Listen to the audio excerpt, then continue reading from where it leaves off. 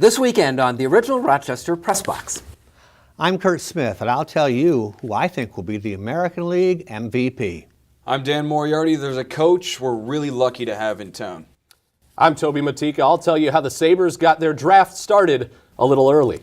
And I'm Bill Pucko, the epilogue on the Daxter Miles Jr. situation. Join us this weekend on the original Rochester Press Box.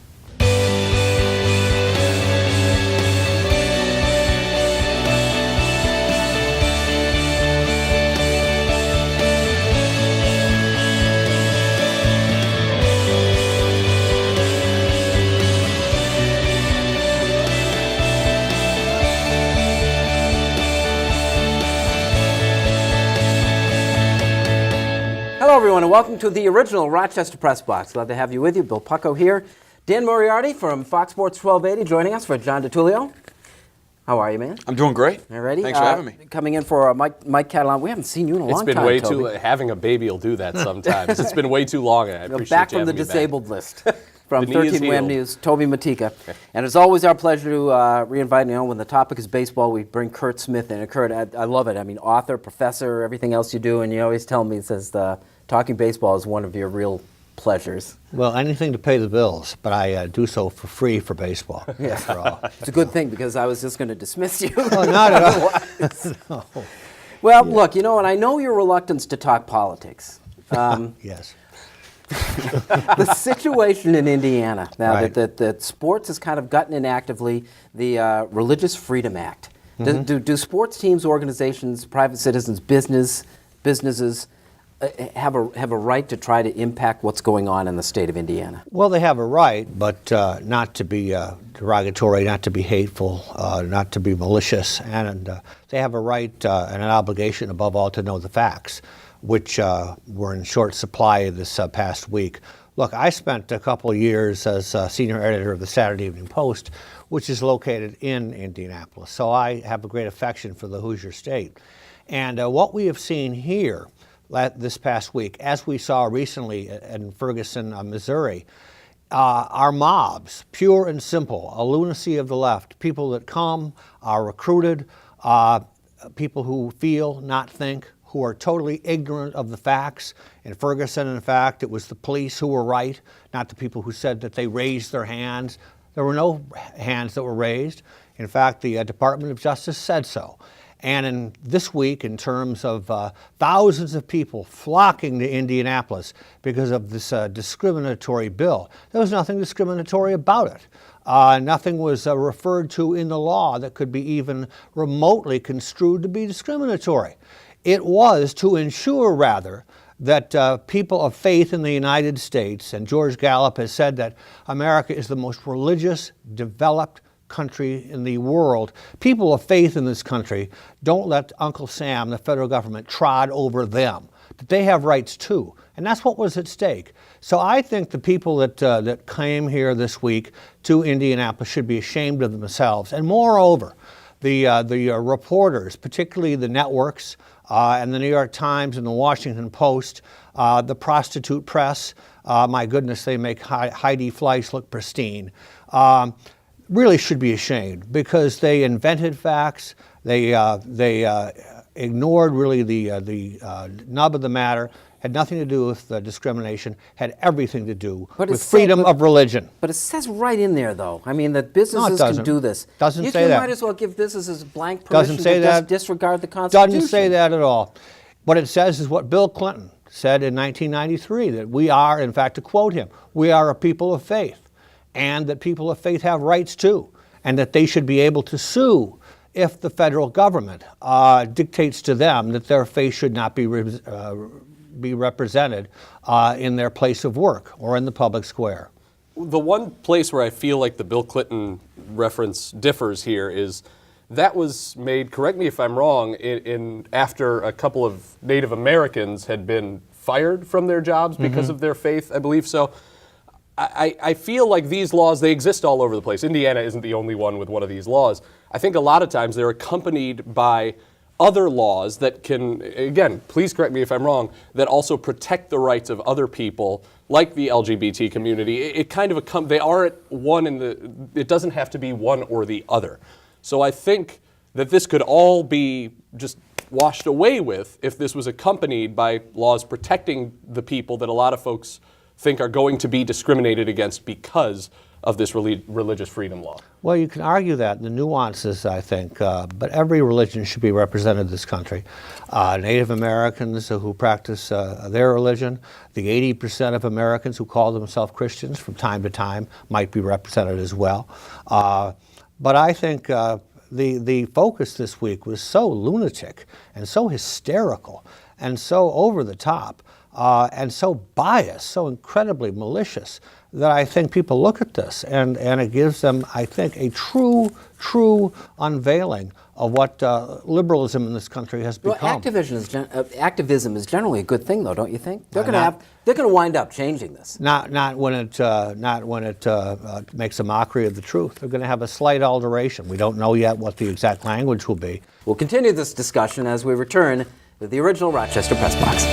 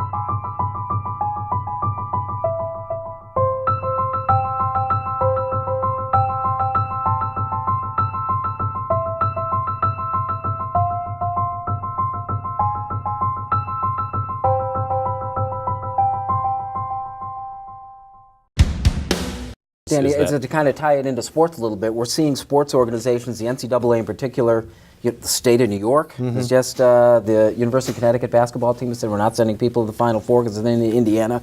They're attempting to influence these things. Is it effective and is it proper, do you think? Well, I feel like we're seeing it more and more with the sports using their voice, using their power to influence. We saw it not too long ago with the NFL in Arizona when there was a bill that may have been passed there. And we're seeing it now in Indiana with the NCAA. You mentioned UConn's athletic director, who's been very outspoken. Obviously, Pat Hayden this week came out and was very outspoken, saying that he wasn't going to be going to meetings in Indianapolis because of this new law. So, yeah, I think we're seeing it more and more. We saw it with players as well. LeBron James with the I Can't Breathe shirt. So people are using their power and their voice more often now to influence. I'd say, I'll just give you the last chance as we kind of wrap up the segment. Are you at all impressed or moved at all by the clout and the quality of the input from the outside, especially the sports world, into this issue? Is this a good thing? I don't like bullies, and I don't like people who are ignorant and who are totally aloof and removed from the fact. You talk about Pat Hayden, you talk about corporate America. Richard Nixon once told me there's nothing smaller than a big businessman, and I think we have seen the wisdom of his counsel this week. Say that again, because he said there's nothing smaller than a big businessman. To what I say, my response is amen. No, I don't respect anyone who doesn't even try to understand the tenets of a situation. These people are so ignorant. They don't even bother to know the fundamentals of the situation and of this law. Here they are protesting of something that's even not a debate. These are intelligent people. No, they're not. They're not showing that here. CEOs, they may be, influential they people. may be. This is strictly commercial on there. They want to go basically for young, upper 20s, for people that may think it's trendy, the cause of gays and lesbians. They want to align themselves with this. But I think the facts in any situation should prevail. And the facts here are that this has nothing to do with discrimination, perceived or otherwise. The people who invented that wish to see basically their radical left agenda imposed on every single American. That's what they want. Back with Like It or Not when the original Rochester Press Box continues.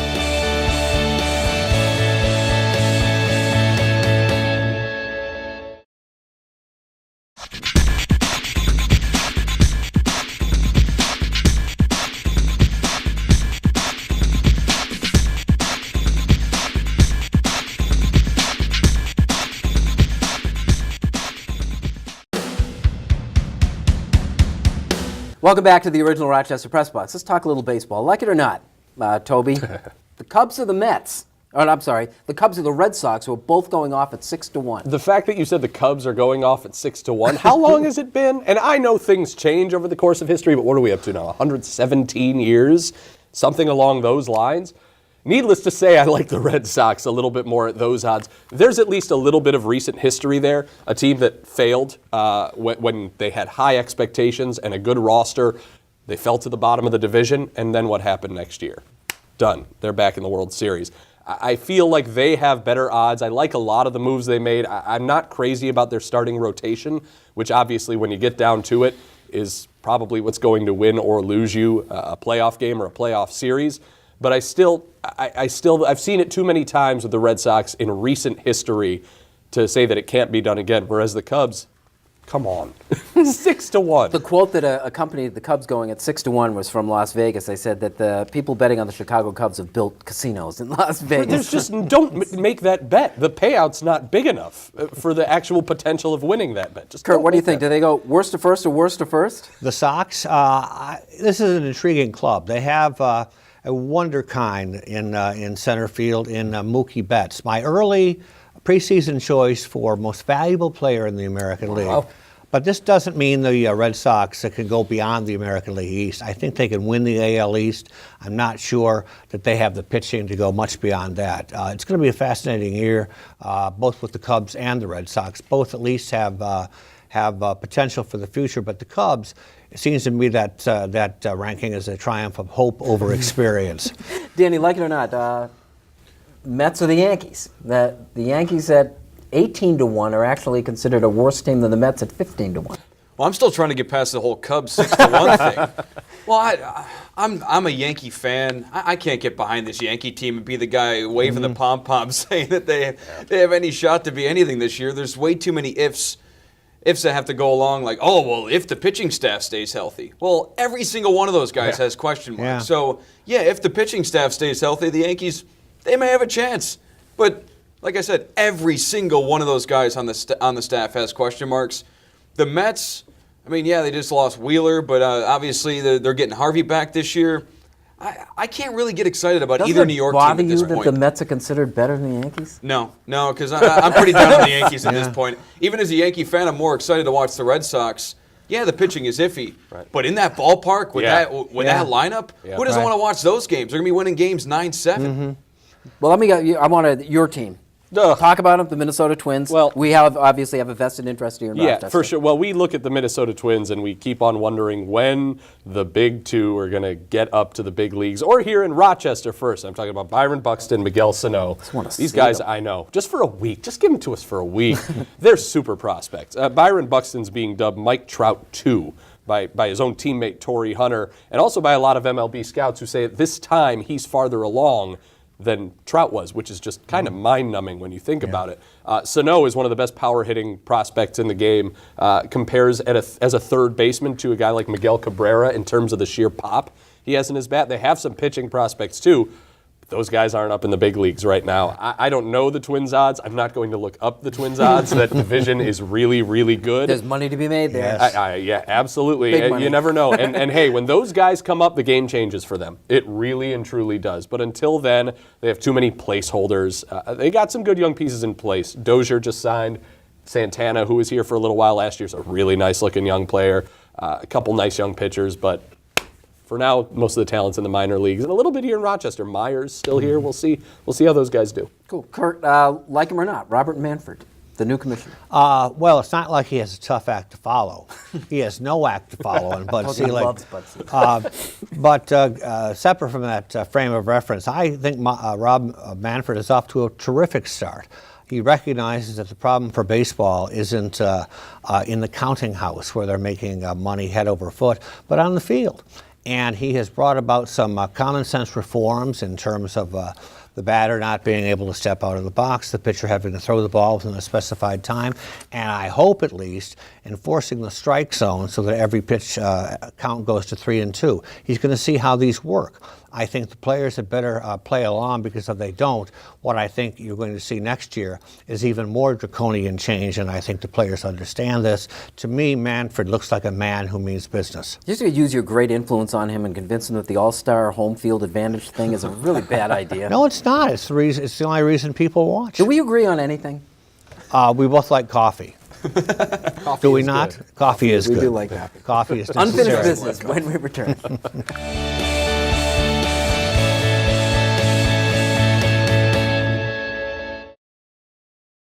It's the Challenger Miracle Field, and it's being built in Webster for our physically and emotionally challenged friends. It'll cost $500,000. Opening day is 2016. You can help make it happen. Check it out, webstermiraclefield.org. Welcome back to the original Rochester Press Box Unfinished Business. Danny, start us off. Well, I happen to be sitting in the seat that is normally held by John DiTullio, so I gotta pull this out. I happen to have a man crush on a local coach in town, something Johnny would say. That coach is Wayne Wilson. We've had plenty of great coaches in town, whether it be hockey or baseball or football or high school, whatever level we may have. But Wayne Wilson, I mean, when you look at what this guy has done transitioning the RIT program into Division I, they do it without any scholarships, by the way, something that some of the other programs in D1 happen to have. They just beat the #1 seed in the NCAA tournament, something no 16 has ever done.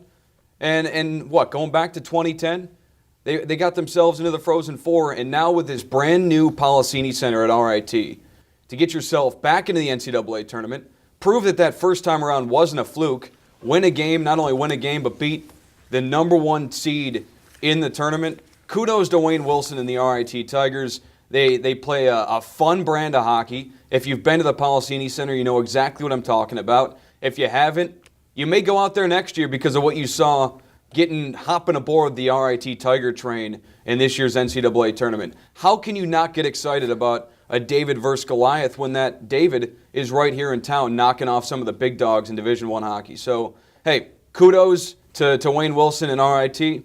Yes, I got a man crush on Wayne Wilson. We'll bring Wayne in someday, sit him in seat 4 and bring you back, and we'll see what happens. Let's do it. All right. Speechless. Kurt, what do you got? Well, I can't equal that primetime confidential, but I can give you a World War II quote. I have to because Bill Pucko said I did. It's from the great Douglas MacArthur, the general of World War II, who said, "There is no substitute for victory." Well, that was in war, the greatest war ever fought. But college basketball ought not to be a war, but rather a game played with some semblance of ethics. And at one time, we thought that was true of Syracuse University basketball. And then the NCAA handed down its infractions against Syracuse for a total lack of ethics under the reign of Jim Boeheim. And what it said is that Syracuse's basketball program has routinely flaunted what the rules were, that at least one college student, basketball player, received help from other teachers at Syracuse, something that would be frowned upon at any reputable school I can think of, and basically has made a shambles of what would be expected at a Division I school. But I saved the most disgusting aspect of Syracuse's basketball program for last. It's students who play basketball, varsity basketball, do not graduate.